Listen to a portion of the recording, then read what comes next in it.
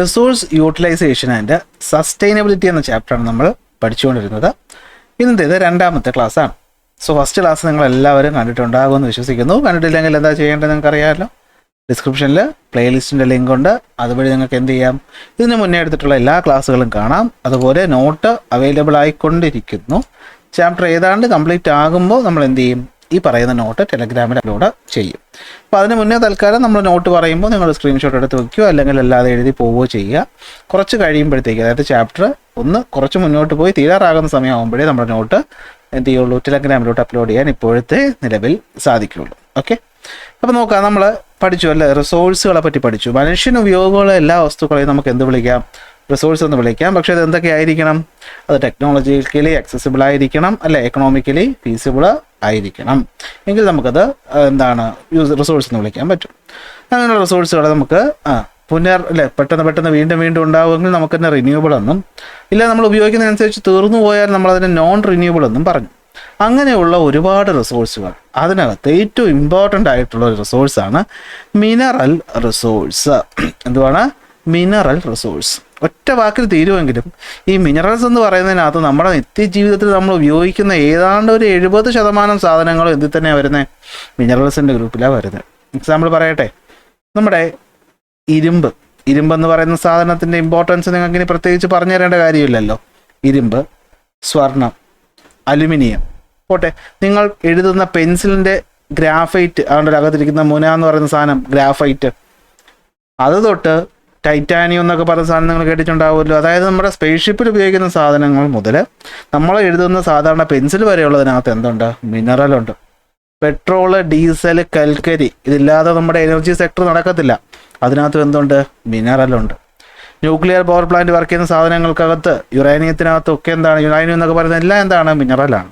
അപ്പോൾ എന്താ സത്യത്തിൽ ഈ മിനറൽ എന്ന് പറഞ്ഞു കഴിഞ്ഞാൽ, നമ്മൾ പറയുകയാണെങ്കിൽ മിനറൽ എന്ന് പറഞ്ഞു കഴിഞ്ഞാൽ അതിനകത്ത് എല്ലാം വരും. നമ്മുടെ പ്രകൃതിയിൽ നാച്ചുറലായി ഫോം ചെയ്യുന്ന, മനുഷ്യൻ നിർമ്മിക്കുന്നതല്ല പറയുന്നത്, നാച്ചുറലായി ഫോം ചെയ്യുന്ന ജീവജാലങ്ങളിൽ നിന്ന് കിട്ടുന്നവ ഓർഗാനിക്, അല്ലെങ്കിൽ ജീവൻ ഇല്ലാത്തവ inorganic substances.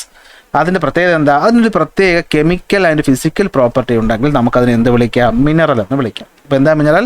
Minerals are naturally forming organic and inorganic substances. അതവരെ നമുക്ക് ഓക്കെയാണ്. ഇനിയാണ് ഏറ്റവും important point, with definite chemical and physical property, അല്ലെങ്കിൽ with similar chemical and physical property എന്ന് പറഞ്ഞ് പഠിക്കുന്നതായിരിക്കും നല്ലത്. ഫോർ എക്സാമ്പിൾ, നമ്മൾ ഇരുമ്പെന്ന് പറഞ്ഞ് എടുത്തു കഴിഞ്ഞാൽ, ഈ ഇരുമ്പെന്ന് പറയുന്ന വസ്തുവിൽ അതിൻ്റേതായ കുറേ ഫിസിക്കൽ പ്രോപ്പർട്ടി ഉണ്ട്. അതുകൊണ്ടാണല്ലോ നമ്മൾ അതിനെ ഉപയോഗിക്കുന്നത്. അതുപോലെ പെട്രോൾ എടുത്താലും ശരി, ഗ്രാഫൈറ്റ് എടുത്താലും ശരി, ഡയമണ്ട് എടുത്താലും ശരി, എല്ലാ വസ്തുക്കൾക്കും അതിൻ്റേതായ ഒരു സവിശേഷത ഉണ്ട്. അതോടൊപ്പം തന്നെ അത് പ്രകൃതി സ്വന്തമായിട്ട് ഉണ്ടാവുന്നതാണ്. അതും പോരാഞ്ഞിട്ട് ഇവയ്ക്കെല്ലാം ഒരേ ഫിസിക്കൽ സ്ട്രക്ചറും ആയിരിക്കും, അല്ലെങ്കിൽ ഹോമോജീനിയസ് എന്ന് നമുക്ക് പറയാം. എന്ന് വെച്ചാൽ ഇരുമ്പെന്ന് വെച്ചാൽ അതെല്ലാം ഒരുപോലെ ഇരിക്കും, ഡയമണ്ട് എന്ന് പറഞ്ഞാൽ ഒരുപോലെ ഇരിക്കും. അങ്ങനെ ഇരിക്കുന്ന വസ്തുക്കളെയാണ് നമ്മൾ എന്ത് വിളിക്കുന്നത്, മിനറലുകൾ എന്ന് വിളിക്കുന്നത്. അപ്പോൾ മിനറൽ എന്ന് വെച്ച് കഴിഞ്ഞാൽ എന്താണ് പറഞ്ഞേ, minerals are naturally forming organic and inorganic substances with chemical and physical properties, with definite chemical and physical properties. പെട്രോളും ഇരുമ്പും അതുപോലെ തന്നെ എന്താണ്, ബോക്സൈറ്റും ഒക്കെ ഇതിനകത്ത് വരും. ഇനി ഇതിൻ്റെ ഒരു പ്രത്യേകത എന്താണെന്ന് വെച്ച് കഴിഞ്ഞാൽ, ചില മിനറലുകൾ പ്രകൃതിയിൽ അതിൻ്റേതായ ഫോമിൽ കാണും. എന്നാൽ മറ്റ് ചില മിനറൽസ് ഉണ്ട്, ഇതെന്ത് ചെയ്യും, നമുക്ക് പ്രകൃതിയിൽ നിന്ന് ഡയറക്റ്റായിട്ട് അങ്ങ് എടുത്ത് ഉപയോഗിക്കാനൊന്നും പറ്റത്തില്ല. നിങ്ങൾ ആലോചിച്ച് നോക്കി, നിങ്ങൾ ഇരുമ്പ് എങ്ങനെ ഉപയോഗിക്കുന്നത്, രാവിലെ വീടിൻ്റെ ഫ്രണ്ടിൽ നിന്ന് കുഴിച്ച് നോക്കിയിട്ട് ഇരുമ്പ് കിട്ടിയിട്ടാണോ? അല്ലല്ലോ. ഇനി അങ്ങനെ കുഴിച്ചപ്പോൾ നിങ്ങൾക്ക് ഇരുമ്പ് കിട്ടിയെങ്കിൽ പോലും ആ ഇരുമ്പ് നമുക്ക് ഡയറക്റ്റായിട്ട് എടുത്ത് ഉപയോഗിക്കാൻ പറ്റത്തില്ല. അപ്പോൾ ഈ മിനറൽ എന്ന് പറയുന്ന സാധനം പ്രകൃതിയിൽ കാണുന്ന ഒരു ഫോമുണ്ട്. അതായത് മിനറൽ മറ്റു പല വസ്തുക്കളൊക്കെ ആയിട്ട് മിക്സ് ആയിട്ടാണ് കിടക്കുന്നത്. അതിനെയാണ് നമ്മൾ മിനറലിൻ്റെ ഓർ എന്ന് വിളിക്കുന്നത്. ഇത് വിളിക്കുന്നത് ORE, ഓർ എന്ന് പറയും. അതായത് മിനറൽ നമ്മുടെ ഭൂമിയുടെ എർത്തിൻ്റെ ക്രസ്റ്റിൽ കാണുന്ന എങ്ങനെയാണ്, നമുക്ക് എടുത്ത് യൂസ് ചെയ്യാൻ പറ്റുന്നൊരവസ്ഥയിലല്ല. നമുക്ക് കിട്ടുന്ന ഫോം എന്ന് പറയുന്നത് മറ്റ് പല ഇമ്പ്യൂരിറ്റീസുമായിട്ടോ അല്ലെങ്കിൽ മറ്റ് പല മിനറലുകളായിട്ടോ ഒക്കെ മിക്സ് ചെയ്തിരിക്കുന്ന ഒരു ഫോമിലാണ്. അപ്പോൾ ആ ഫോമിൽ നമുക്കത് എടുത്ത് യൂസ് ചെയ്യാന്ന് പറഞ്ഞാൽ പോസിബിൾ അല്ല. അപ്പോൾ നമ്മൾ എന്ത് ചെയ്യണം, അതിനെടുത്തിട്ട് പ്യൂരിഫൈ ചെയ്യണം. എക്സാമ്പിൾ, ഇവിടെ നോക്കിക്കഴിഞ്ഞാൽ നിങ്ങളിതാ ഈ കാണുന്ന സാധനം ഇതെന്താണ്, ഇത് മുംബൈ ഹൈ ആണ്. അപ്പോൾ നമ്മൾ നേരത്തെ ക്ലാസ്സിൽ പറഞ്ഞു എന്താണ്, മുംബൈയിൽ അല്ലെങ്കിൽ മഹാരാഷ്ട്രയിൽ നിന്ന് കുറച്ച് മാറി കടലിനടിയിൽ നിന്നും പെട്രോളിയം കുഴിച്ചെടുക്കുന്ന ഒരു സംഭവമാണ് ഇത്. ഈ കുഴിച്ചെടുക്കുന്ന സാധനത്തിൻ്റെ പേര് ക്രൂഡ് ഓയിലാണെന്ന് ഞാൻ അന്ന് പറഞ്ഞു. ഒരു സ്മെല്ലുള്ള നാറ്റുള്ള ഒരു സാധനമാണ് എന്ത്, ക്രൂഡ് ഓയിൽ. ഈ ക്രൂഡ് ഓയിൽ എടുത്ത് നമുക്ക് ഒരിക്കലും നമ്മുടെ വണ്ടിയിൽ ഉപയോഗിക്കാൻ പറ്റത്തില്ല. ഇതിനെവിടെ കൊണ്ടുപോകും, ഇതിനെ റിഫൈനറികളിൽ കൊണ്ടുപോകും. അവിടെ വെച്ച് അതിനെ ശുദ്ധീകരിച്ചിട്ടാണ്, അല്ലെ, എണ്ണ ശുദ്ധീകരണശാല, റിഫൈനറീസ് കേട്ടിട്ടുണ്ടാവുമല്ലോ. ഈ റിഫൈനറി കൊണ്ട് ശുദ്ധീകരിച്ച് ഉപയോഗിക്കാൻ പറ്റുള്ളൂ. അപ്പോൾ ഡയറക്റ്റായിട്ട് നമുക്കിത് ഉപയോഗിക്കാൻ പറ്റത്തില്ല. അപ്പോൾ ഇത് എന്ത് ഫോമിലാണ് കാണുന്നത്? ആ ഫോമിനെയാണ് നമ്മൾ ഓർ എന്ന് വിളിക്കുന്നത്. Minerals which will be mixed with impurities are mined from the earth in the raw form which is called ore. Important ആണ്. അപ്പോൾ എന്താണ് ഓർ എന്ന് വെച്ച് കഴിഞ്ഞാൽ വേറൊന്നുമില്ല, ഭൂമിയിൽ സർഫസിൽ കാണുന്ന മിനറൽ എന്ന് പറയുന്നത് ഒരിക്കലും യൂസബിൾ ആയിട്ടുള്ള ഫോമിലായിരിക്കത്തില്ല. അതിനെ യൂസ് ചെയ്യണമെങ്കിൽ നമ്മളതിനെ മൈൻ ചെയ്തെടുത്തിട്ട് നമ്മൾ എന്ത് ചെയ്യണം? പ്രോസസ്സ് ചെയ്യണം. അപ്പോൾ എന്താ പ്രശ്നം? എന്തുകൊണ്ട് യൂസ് ചെയ്യാൻ പറ്റാത്തതെന്ന് ചോദിച്ചാൽ ഈ മിനറൽ മിക്സ് ചെയ്തിരിക്കുകയായിരിക്കും ആരുമായിട്ട്? ഇമ്പ്യൂരിറ്റീസുമായിട്ട്.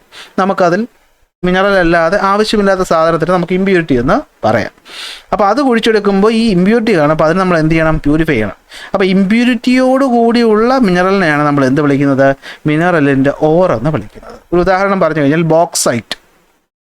നിങ്ങൾ അലുമിനിയം കേട്ടിട്ടുണ്ട് അല്ലേ? അലുമിനിയം പാത്രങ്ങളൊക്കെ കണ്ടിട്ടുമുണ്ട്. ഈ അലുമിനിയം കുഴിച്ചെടുക്കുമ്പോൾ അലുമിനിയം മറ്റു പലരുമായിട്ട് മിക്സ് ചെയ്തായിരിക്കുന്നത്. അതിന് നമ്മൾ ബോക്സൈറ്റ് എന്നാണ് പറയുന്നത്. എന്താണ് പറയുന്നത്? ബോക്സൈറ്റ് എന്നാണ് പറയുന്നത്. അപ്പോൾ അലുമിനിയത്തിൻ്റെ ഓറാണ് ബോക്സൈറ്റ്. സിനബാർ എന്നൊരു ഓറുണ്ട്. എന്തിൻ്റെ ഓറാണ് സിനബാർ എന്ന് നിങ്ങൾക്ക് അറിയാവോ? അറിയാമെന്നുള്ളവരൊന്ന് കമൻറ്റ് ഇട്ടേ. അപ്പോൾ നമുക്ക് എന്ത് ചെയ്യാം? ഓറുകളും പഠിച്ചു. അപ്പോൾ പിന്നെ എങ്ങനെ ഇത് ഉപയോഗിക്കുന്നത്? നമ്മൾ അതിനടുത്ത് എന്ത് ചെയ്യണം? റിഫൈനിങ് പ്രോസസ്സിലൂടെ കടത്തി വിടണം. ഓക്കെ, എന്ത് ചെയ്യണം? റിഫൈനിങ്ങിലൂടെ കടത്തി വിടണം. ഓക്കെ ഓക്കെ ഓക്കെ അപ്പോൾ കുറച്ച് മിനറൽസ് അല്ലേ ഉള്ള ഓറുകൾ ഐഡൻറ്റിഫൈ ചെയ്യാൻ പറഞ്ഞിട്ടുണ്ട്. ഓക്കെ, അപ്പോൾ നിങ്ങൾ എന്ത് ചെയ്യണം? അത് ഐഡൻറ്റിഫൈ ചെയ്യുക. നമുക്ക് ഇമ്പോർട്ടൻ്റ് അല്ല. നമുക്ക് കാര്യത്തിലോട്ട് വരാം. അപ്പോൾ ഞാൻ പറഞ്ഞു മിനറൽസ് ഒരുപാടുണ്ട്. പിന്നെ അപ്പോൾ അടുത്ത ജോലി എന്തായിരിക്കും? അതിനെ ക്ലാസിഫൈ ചെയ്യുക എന്നുള്ളതാണ് അല്ലേ. നമുക്ക് ചുറ്റും കാണുന്ന ഈ പറയുന്ന ലക്ഷക്കണക്കിനുള്ള മിനറൽസിന് നമുക്ക് രണ്ടായിട്ട് തിരിക്കാം. മെറ്റലുകൾ അടങ്ങിയിട്ടുള്ള മെറ്റാലിക് മിനറൽസ് എന്നും മെറ്റലില്ലാത്ത നോൺ മെറ്റാലിക് മിനറൽ. അപ്പോൾ എന്താ ഈ മെറ്റൽ എന്ന് വെച്ച് കഴിഞ്ഞാൽ, മെറ്റൽ എന്ന വാക്ക് കേൾക്കുമ്പോൾ ഇരുമ്പ് ഒരു മെറ്റലാണെന്നുള്ളത് നമ്മളെല്ലാവരുടെയും മനസ്സിൽ വരുമല്ലോ. അപ്പോൾ ഇരുമ്പ് അല്ലെങ്കിൽ ഇരുമ്പ് പോലെയുള്ളവ എന്ന് വെച്ചാൽ തട്ടിയ സൗണ്ട് കേൾക്കും, അവ സ്ട്രോങ് ആണ്, അവ കറണ്ടിനെ കണ്ടക്ട് ചെയ്യും, ഹീറ്റിനെ കണ്ടക്ട് ചെയ്യും. അങ്ങനെയുള്ള കുറച്ച് മെറ്റാലിക് സ്വഭാവങ്ങൾ, മെറ്റാലിക് പ്രോപ്പർട്ടീസ് കാണിക്കുന്ന വസ്തുക്കളെയാണ് നമ്മൾ മെറ്റൽ എന്ന് വിളിക്കുന്നത്. എടുത്തൊരു തട്ട് കൊടുത്താൽ ടിങ് ഒരു മുഴക്കം സൗണ്ട് കേൾക്കും. കറണ്ട് കണ്ടക്ട് ചെയ്യും, ഹീറ്റ് കണ്ടക്ട് ചെയ്യും, അവ സ്ട്രോങ് ആണ്, നമുക്ക് അവരെ അടിച്ചു പരത്തി ഷീറ്റ് പോലെ ആക്കാൻ പറ്റും, അല്ലെങ്കിൽ നൂല് പോലെ വലിച്ചു നീട്ടാൻ പറ്റുന്ന വസ്തുക്കളാണ്. എന്ത് വലിച്ചു നീട്ടാന്ന് വെച്ചാൽ അങ്ങനെ കൈവച്ച് വലിച്ചാൽ വരത്തില്ല, വേറെ മെഷീൻസ് ഉപയോഗിച്ച്. നമ്മളതിനെ ഡക്റ്റിലിറ്റി എന്നും മാലിബിലിറ്റി എന്നൊക്കെ പറയും. അപ്പോൾ അങ്ങനത്തെ പ്രോപ്പർട്ടീസ് കാണിക്കുന്ന ആൾക്കാരാണ് മെറ്റൽ. അങ്ങനെയുള്ള മെറ്റലുകൾ അടങ്ങിയിട്ടുള്ള മിനറലാണ് മെറ്റാലിക് മിനറൽ. അത് രണ്ട് ടൈപ്പ് ഉണ്ട്. അപ്പോൾ മെറ്റാലിക് മിനറൽസ് കണ്ടെയ്നിങ് അയണും ഉണ്ട്, മെറ്റാലിക് മിനറൽസ് കണ്ടെയ്നിങ് നോട്ട് അയണും ഉണ്ട്. അതെന്താ നമുക്ക് പിന്നീട് നോക്കാം. ഇനി നോൺ മെറ്റാലിക് എന്ന് വെച്ചാലോ, ഈ പറഞ്ഞ സ്വഭാവങ്ങളൊന്നും ഇല്ലാത്ത വസ്തുക്കളാണ് നോൺ മെറ്റൽസ് എന്ന് പറയുന്നത്. അതിനെയും നമുക്ക് ഓർഗാനിക് മിനറൽ എന്നും ഇൻഓർഗാനിക് മിനറൽ എന്നും പറയാം. അപ്പോൾ ഇവരെ പറ്റി നമുക്ക് ഡീറ്റെയിൽ ആയിട്ട് നോക്കിയാലോ. അപ്പോൾ മിനറൽസിന് നമുക്ക് എങ്ങനെ ക്ലാസിഫൈ ചെയ്യാൻ പറ്റും? രണ്ടായിട്ട് ക്ലാസിഫൈ ചെയ്യാൻ പറ്റും. ഏതൊക്കെയാണ്? മെറ്റാലിക് മിനറൽ എന്നും നോൺ മെറ്റാലിക് മിനറൽ എന്നും. ഏത് മിനറലിലാണോ മെറ്റൽസ് ഉള്ളത് അത് മെറ്റാലിക്. അതിൽ നമുക്ക് ഇരുമ്പുള്ളതെന്നും ഇരുമ്പില്ലാത്തതെന്നും തരംതിരിക്കാം. നോൺ മെറ്റാലിക് ആണെങ്കിൽ മെറ്റലിൻ്റെ പ്രോപ്പർട്ടികളൊന്നും തന്നെ ഇല്ല എന്ന് പറയാം. അതിനെ രണ്ടായിട്ട് തിരിക്കാം, ഓർഗാനിക് എന്നും ഇൻഓർഗാനിക്. സെറ്റല്ലേ? എന്നാൽ നമുക്ക് നോക്കാമോ എന്താണ് മെറ്റാലിക് മിനറൽ എന്ന്? മെറ്റാലിക് മിനറൽ ഫസ്റ്റ് പോയിന്റ് എന്തായിരിക്കും? നാച്ചുറലി ഓക്കർ ചെയ്യുന്ന സബ്സ്റ്റൻസ് ആണ്. ആയിക്കോട്ടെ. Contain traces of metals. ഇതിനകത്ത് മെറ്റലിൻ്റെ ഭാഗങ്ങൾ കാണാൻ അല്ലെങ്കിൽ മെറ്റലുകൾ കാണാനായിട്ട് പറ്റും. ഈ മെറ്റൽ നമ്മൾ എന്ത് ചെയ്യും? റിഫൈനിങ് പ്രോസസ്സിലൂടെ എക്സ്ട്രാക്ട് ചെയ്ത് പുറത്തെടുക്കും. ഓക്കെ, അപ്പോൾ എന്തൊക്കെയാണ് മെറ്റൽ? ഇവർ ഹാർഡായിരിക്കും, ലസ്റ്ററസ് ആയിരിക്കും, അതിൻ്റേതായൊരു തിളക്കം ഉണ്ടാകും. ഓക്കെ, ഇപ്പോൾ ഒരു എക്സാമ്പിൾ നോക്കിക്കഴിഞ്ഞാൽ ബോക്സൈറ്റ് കണ്ടോ. ഞാൻ നേരത്തെ പറഞ്ഞില്ലേ, അലുമിനിയം എന്ന് പറയുന്ന മെറ്റൽ നമ്മൾ എടുക്കുന്നത്, വേർതിരിച്ചെടുക്കുന്നത് ബോക്സൈറ്റ് എന്ന് പറയുന്ന ഓറിൽ നിന്ന് ആണ്. അതിന് രണ്ടായി തിരിക്കാം. ഏതൊക്കെയാണ്? ഇരുമ്പ് അടങ്ങിയിട്ടുള്ളവ. അപ്പോൾ ഇരുമ്പിൻ്റെ അപ്പോൾ നമ്മൾ പീരിയോഡിക് ടേബിളിൻ്റെ ഒരു അടിസ്ഥാനം നിങ്ങൾക്ക് കിട്ടിയിട്ടുണ്ടായിരിക്കും അല്ലേ. അപ്പോൾ ഇരുമ്പിനെ നമ്മൾ FE എന്ന ലെറ്റർ കൊണ്ടല്ലേ ഡിനോട്ട് ചെയ്യുന്നത്.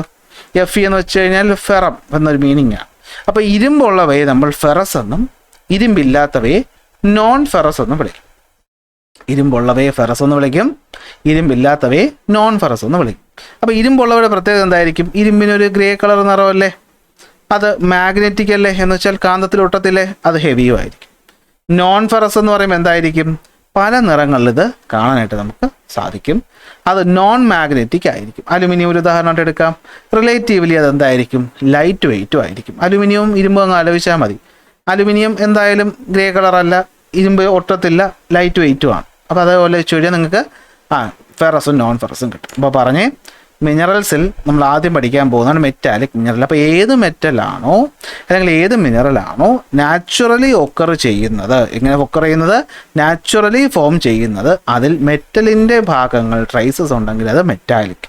ഓക്കെ, അവരെന്തായിരിക്കും, നമുക്ക് റിഫൈൻ ചെയ്ത് വേണം മെറ്റലിനെ പുറത്തെടുക്കാൻ. യൂഷ്വലി അത് ഹാർഡും ലസ്റ്ററസും ആയിരിക്കും സാധാരണഗതിയിൽ എന്നാണ് പറയുന്നത്.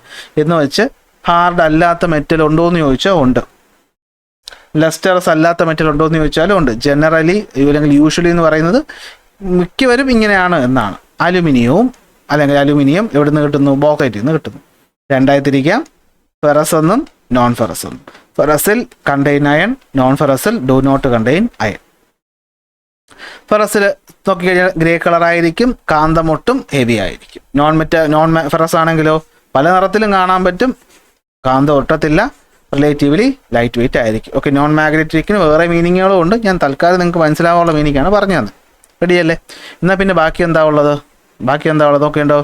മാഗ്നറ്റൈറ്റ്, ഹാമറ്റൈറ്റ്, ലിമണൈറ്റ്, സിഡറൈറ്റ്, പേരൊന്നും കേട്ട് പേടിക്കണ്ട, ഇതെല്ലാം ഇരുമ്പിൻ്റെ ഓറുകളാണ്. ഓക്കെ, ഇരുമ്പിൻ്റെ ഓറുകളാണ് ഈ പറയുന്ന മാഗ്നറ്റൈറ്റും ഹാമറ്റൈറ്റും ലിമണൈറ്റും സിഡറൈറ്റും. എന്ന് വെച്ചാൽ എത്ര ശതമാനത്തോളമാണ് ഇരുമ്പ് അടങ്ങിയിട്ടുള്ളത് എന്നതിനെ അടിസ്ഥാനപ്പെടുത്തിയാണ് തിരിച്ചിട്ടുള്ളത്. ഓക്കെ, അതിൽ മാഗ്നറ്റൈറ്റ് ഉണ്ട്, ഹാമറ്റൈറ്റ് ഉണ്ട്, കൂടിയതുണ്ട്, കുറഞ്ഞതും ഒക്കെ ഉണ്ട്. ഓക്കെ, അപ്പോൾ തൽക്കാലം നമ്മൾ ഇത്രയും നോക്കിയാൽ മതി. Next, non metallic. അപ്പോൾ എന്താ നോൺ മെറ്റാലിക് എന്ന് വെച്ച് കഴിഞ്ഞാൽ, എന്തായിരിക്കും നോൺ മെറ്റാലിക് എന്ന് വെച്ച് കഴിഞ്ഞാൽ, do not contain metal, metal ഇല്ലാത്ത കിട്ടുന്ന മിനറലുകളാണ് നോൺ മെറ്റാലിക് മിനറൽ എന്ന് പറയുന്നത്. അതായത് ഇതിനകത്ത് മെറ്റലിൻ്റെ പ്രോപ്പർട്ടി ഉള്ള ആൾക്കാരുണ്ടാവത്തില്ല. എന്താ മെറ്റലിൻ്റെ പ്രോപ്പർട്ടി? ഞാൻ നേരത്തെ പറഞ്ഞു തന്നു. ഹാർഡ്നെസ്, ലസ്റ്റർ അതിൻ്റെതായ തിളക്കം, ഡക്റ്റിലിറ്റി നൂല് പോലെ വലിച്ചു നീട്ടാൻ പറ്റുന്ന കഴിവ് റിലേറ്റീവ്ലി ലോ ആയിരിക്കും, ഇതെല്ലാം കുറവ് ആയിരിക്കും. ഇതിനെ നമുക്ക് രണ്ടായി തിരിക്കാം. നേരത്തെ പറഞ്ഞു ഓർഗാനിക് എന്നും ഇൻഓർഗാനിക് എന്നും. ഇതാണ് ഓർഗാനിക് എന്നും ഇൻഓർഗാനിക് എന്നും. ഈ ഓർഗാനിക് എന്ന് പറയുന്ന വാക്ക് കേൾക്കുമ്പോൾ തന്നെ നിങ്ങൾക്ക് ജീവജാലങ്ങൾ എന്ന് മനസ്സിലാക്കുമല്ലോ. അപ്പോൾ ജീവനുള്ള വസ്തുക്കളിൽ നിന്നും രൂപമാറ്റം വന്ന് ഫോം ചെയ്യുന്നതാണ് ഓർഗാനിക്. ഉദാഹരണം പറഞ്ഞു കഴിഞ്ഞാൽ നമ്മുടെ പെട്രോളിയം എന്ന് പറയുന്ന സാധനം, പെട്രോളിയം കേട്ടിട്ടുണ്ടല്ലോ. എങ്ങനെയാണ്? മരിച്ചു അല്ലെങ്കിൽ മണ്ണിനടിയിൽ പെട്ടുപോയിട്ടുള്ള മൃഗങ്ങൾക്ക് രൂപമാറ്റം വന്ന് ഫോം ചെയ്യുന്നതാണ് പെട്രോളിയം എന്ന് പറയുന്നത്. ഇനി മണ്ണിനടിയിൽ അകപ്പെട്ടു പോകുന്ന ചെടികൾക്ക് രൂപമാറ്റം വന്നുണ്ടാകുന്നതാണ് എന്ത്? കൽക്കരി എന്ന് പറയുന്നത്. അത് നിങ്ങൾ കേട്ടിട്ടുള്ള കാര്യമായിരിക്കുമല്ലോ അല്ലേ? അപ്പോൾ അത് ജീവനുള്ള വസ്തുക്കളിൽ നിന്നല്ലേ വന്നത്. അതുകൊണ്ടാണ് ബയോ എന്ന വാക്ക്, ബയോളജിയിൽ നമ്മൾ ജീവനുള്ള വസ്തുക്കളെ പറ്റിയല്ലേ പഠിക്കുന്നത്. അപ്പോൾ bio minerals such as call and petroleum contain organic component ഇങ്ങനെ മനസ്സിലാക്കുന്നതാണ് നല്ലത്. എന്നാൽ ഇൻഓർഗാനിക് മിനറൽസിനകത്ത് ഫോർ എക്സാമ്പിൾ ഗ്രാഫൈറ്റ്, കളിമണ്ണ്, ഇതിനകത്തൊന്നും എന്താണ്? ജീവനുള്ള വസ്തുക്കളൊന്നും ഇല്ല, അല്ലെങ്കിൽ ജീവനുള്ള വസ്തുക്കൾ രൂപമാറ്റം വന്ന ഒന്നുമില്ല. അതുകൊണ്ടാണ് അതിനെ എന്ത് വിളിക്കുന്നത്? ഇൻഓർഗാനിക് എന്ന് വിളിക്കുന്നത്. അപ്പോൾ നമുക്ക് നോക്കാം. നോൺ മെറ്റാലിക് എന്ന് വെച്ചാൽ എന്താ? മെറ്റലിൻ്റെ പ്രോപ്പർട്ടി ഇല്ല, അതിനകത്ത് മെറ്റലില്ല. രണ്ടായി തിരിക്കാം. ഓക്കെ, ഏതൊക്കെയാണ്? ഓർഗാനിക് എന്നും അതുപോലെ തന്നെയാണ് എന്ത്? ഇൻഓർഗാനിക് എന്നും. ഓക്കെ, എന്താണ് ഓർഗാനിക് എന്നും ഇൻഓർഗാനിക് എന്നും? ഓർഗാനിക് എന്ന് വെച്ച് കഴിഞ്ഞാൽ എന്താ? കണ്ടെയ്ൻസ് ഓർഗാനിക്, അതായത് ലിവിങ് ഓർഗാനിസത്തിൻ്റെ കമ്പോണൻറ്റുകൾ ഉണ്ടാകും. അതിൽ ഞാൻ പറഞ്ഞു എന്താണ്? അനിമൽസ് മൃഗങ്ങൾക്ക് മാറ്റം വന്നുണ്ടാകുന്നത് പെട്രോളിയം. ഓക്കെ, എന്നാൽ ചെടികൾക്ക് പ്ലാന്റ്സിൻ്റെ മാറ്റങ്ങൾ വന്നുണ്ടാകുന്നതാണ് കൽക്കരി എന്ന് പറയുന്നത്. അപ്പോൾ രണ്ടിലും ജീവനുള്ള വസ്തുക്കൾ വന്നല്ലോ. അടുത്ത് എന്താ ഇൻഓർഗാനിക് എന്ന് വെച്ച് കഴിഞ്ഞാൽ കണ്ടെയ്ൻസ് ഇൻഓർഗാനിക്, അതായത് നോൺ ലിവിങ് കമ്പോണൻസ്, ജീവനില്ലാത്ത വസ്തുക്കൾ. എക്സാമ്പിളാണ് ഗ്രാഫൈറ്റ്, ക്ലേ. ഓക്കെ, ഇതിനകത്ത് പ്രോപ്പർട്ടീസ് ആണ് ലോ ലസ്റ്റർ, ഡക്റ്റിലിറ്റി, അതായത് ഇവർക്ക് എന്താണ് തിളക്കവും മറ്റു കാര്യങ്ങളോ ഒന്നുമില്ല. അത് ഈ ഒരു പോയിന്റും തമ്മിൽ മാറിപ്പോയതാണ്. നോട്ട് ഞാൻ അതുകൊണ്ടാണ് ഞാൻ നോട്ട് എന്ത് ചെയ്യാത്ത ആദ്യമേ തരാത്ത. ചെറിയ നമുക്ക് മിസ്റ്റേക്സ് ഒക്കെ വന്നു കൂടാറുണ്ട്. അപ്പോൾ അതൊക്കെ നമ്മൾ ക്ലിയർ ചെയ്തിട്ടായിരിക്കും പെർഫെക്റ്റ് നോട്ട് നമ്മൾ എന്ത് ചെയ്യുന്നത്, ചാപ്റ്റർ തീരുന്ന പുറകെ തരുന്നത്. ഇനി ഇവിടെ ഒരു ചോദ്യം നോക്കിക്കൊണ്ടിരാ. Identify the uses of the given metallic and non metallic minerals and complete the table. ഞാൻ നിങ്ങൾക്ക് വേണ്ടി അത് കംപ്ലീറ്റ് ചെയ്തിട്ടുണ്ട്. ഓക്കെ, ഇരുമ്പ് ഒരു മെറ്റാലിക് മിനറലാണ്. അതായത് ഇത് ഹാർഡാണ്, ലസ്റ്ററസ് ആണ്, തിളക്കമുണ്ട്, മറ്റ് പറഞ്ഞ പ്രോപ്പർട്ടീസ് ഒക്കെ കാണിക്കുന്നതിനാ യൂസ്ഡ് ഇൻ കൺസ്ട്രക്ഷൻ, ബെഡ്ജും ബിൽഡിങ്സും മെഷീൻസും ഉണ്ടാക്കാൻ വേണ്ടി. ഗോൾഡ്, സ്വർണവും ഒരു മെറ്റലാണ്. എന്തിനാണ്? ജ്വല്ലറിക്കും അല്ലേ, കോയിൻസിനും ഇലക്ട്രോണിക് കമ്പോണൻറ്റുകൾ നമ്മുടെ കമ്പ്യൂട്ടറിൻ്റെ പ്രോസസ്സറിനകത്തൊക്കെ ഉപയോഗിക്കുന്നുണ്ട്. കോപ്പർ എവിടെ ഉപയോഗിക്കുന്നത്? നമ്മുടെ വീട്ടിലെ ഇലക്ട്രിക്കൽ വയറുകൾ, പാത്രങ്ങളൊക്കെ നിർമ്മിക്കാൻ കോപ്പർ ബോട്ടമുള്ള പാത്രമൊക്കെ നിങ്ങൾ കണ്ടിട്ടില്ലേ? അതാണ് സംഭവം. ഇനി വരുന്നതാണ് എന്ത്? Non metallic. അത് അവിടെ നമുക്ക് ഉപയോഗം അറിയാത്ത ഗ്രാഫൈറ്റ്. ഞാൻ നേരത്തെ പറഞ്ഞു തന്നു, നിങ്ങളുടെ പെൻസിൽ ഉണ്ടാക്കാൻ വേണ്ടിയിട്ടും അതുപോലെ ലൂബ്രിക്കൻ്റ് നിങ്ങളിപ്പോൾ പഠിച്ചിട്ടില്ല, പിന്നീട് പഠിക്കും. സോളിഡ് സ്റ്റേറ്റിൽ ഇരിക്കുന്ന ലൂബ്രിക്കൻ്റ് ആണ് ഗ്രാഫൈറ്റ് ബ്രഷസ് ഒക്കെ ഉണ്ട്. പിന്നീട് മോട്ടറൊക്കെ പഠിക്കുമ്പോൾ പഠിക്കാം. പെട്രോളിയം എന്താണ്? നോൺ മെറ്റാലിക് ആണ്, പക്ഷേ ഇത് ഓർഗാനിക് ആണ്. എന്തിനാണ് ഉപയോഗിക്കുന്നത്? ഫ്യൂവൽ ഫോർ വെഹിക്കിൾസ്, എനർജി പ്രൊഡക്ഷന് വേണ്ടിയിട്ട്. ക്ലേ കളിമണ്ണ് ഉപയോഗമുണ്ടോ? എന്താണ് ഉപയോഗിക്കുന്നത്? ബ്രിക്ക് ഉണ്ടാക്കാൻ, ടൈൽസ് ഉണ്ടാക്കാൻ, പാത്രങ്ങൾ ഉണ്ടാക്കാൻ, സിമൻ്റ് ഉണ്ടാക്കാൻ ഒക്കെ നമ്മൾ എന്ത് ഉപയോഗിക്കുന്നുണ്ട്? ക്ലേ യൂസ് ചെയ്യുന്നുണ്ട്. അപ്പോൾ ഇത്രയും പറയുമ്പോഴത്തേക്കും നമ്മുടെ മിനറൽസ് തീരുക. അപ്പോൾ ഒരു കാര്യം കൂടി പറയാം. ഇന്ത്യ എന്ന് പറയുന്ന രാജ്യത്ത് നിങ്ങൾ മനസ്സിലാക്കുകടാ, ഈ മിനറൽ എന്ന് പറയുന്നത് എല്ലായിടത്തും അങ്ങനെ ഈക്വലായിട്ട് കിടക്കുന്ന ഒരു സാധനമൊന്നുമല്ല. അങ്ങനെ ഈക്വൽ ആയിരുന്നെങ്കിൽ ഈ മിനറലിന് ഇത്രത്തോളം വിലയും വരത്തില്ല. നിങ്ങളറിയാം, പെട്രോളിയം എന്ന് കേൾക്കുമ്പോൾ നമ്മുടെ മനസ്സിൽ ദുബായ് അല്ല, അറബ് രാജ്യങ്ങളാണ് നമ്മുടെ മനസ്സിൽ വരുന്നത്. ആണോ അല്ലേ? അവിടെ ഒരുപാട് പെട്രോളിയം ഉള്ളതുകൊണ്ടാണ് ആ രാജ്യങ്ങൾ ഡെവലപ്പായെന്ന് നിങ്ങൾ കേട്ടിട്ടുണ്ട്. ഇതുപോലെ പണ്ട് നമ്മുടെ ഈ പറയുന്ന യൂറോപ്യൻ രാജ്യങ്ങൾ മറ്റു പല രാജ്യങ്ങളെയും കോളനികളാക്കി വെച്ചതൊക്കെ കേട്ടിട്ടുണ്ടാവുമല്ലോ. അവിടെ പിടിച്ചടക്കി ഇന്ത്യ ബ്രിട്ടീഷുകാർ ആയിരുന്നല്ലോ നമ്മളെ ഭരിച്ചുകൊണ്ടിരുന്നത്. എന്തിനു വേണ്ടിയിട്ടാണ്? ഇവിടെയുള്ള സാധനങ്ങൾ അടിച്ചു മാറ്റാല്ലേ. അതുപോലെ പണ്ട് തൊട്ടേ ഈ പറയുന്ന മിനറൽസ് എല്ലായിടത്തും ഇങ്ങനെ ഈക്വലായിട്ടൊന്നും കാണത്തില്ല, ചില സ്ഥലങ്ങളിൽ മാത്രം കാണും. അപ്പോൾ അവിടെ നിന്നാണ് നമ്മളിതിനെ എന്ത് ചെയ്യുന്നത്? കുഴിച്ച് എടുക്കുന്നത്. ഓക്കെ, നിങ്ങൾ വേണ്ട KGF സിനിമ കണ്ടിട്ടില്ലേ? KGF ചാപ്റ്ററിന് തുടക്കത്തിൽ കണ്ട KGF. അവിടെ എന്താ? സ്വർണ്ണ ഖനി എന്ന് പറയുന്ന ഒരു സാധനം എന്താണ്? ഇത് അധികമായിട്ട് കാണുന്നതാണ്. നോക്കിയാൽ നമ്മുടെ ഇന്ത്യയിൽ ഇതുപോലെ പല മിനറൽസും പല സംസ്ഥാനങ്ങളിൽ സ്പ്രെഡ് ചെയ്ത് കിടക്കുകയാണ്. എന്തൊക്കെയുണ്ട്? ആസ്പെറ്റോസ് ഉണ്ട്, ബോക്സൈറ്റ് ഉണ്ട്, കോള്, ഷോർഗം, dolomite, gold, gypsum, iron, lead, zinc, limestone, manganese, mica, petroleum. കണ്ടോ? അപ്പോൾ ഇതെല്ലാം ഇങ്ങനെ പലയിടത്തായിട്ട് സ്പ്രെഡ് ചെയ്ത് കിടക്കുന്നതാണ്. അപ്പോൾ നിങ്ങളൊന്ന് ഇതെല്ലാം ഒന്ന് ജസ്റ്റ് എവിടെയൊക്കെയാണെന്നുള്ളതൊന്ന് നോക്കി വെക്കണം.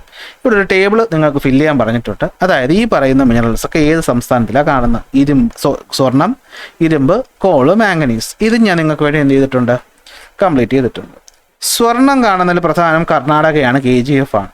ആന്ധ്രാപ്രദേശ്, ജാർഖണ്ഡിലും ഉണ്ട്.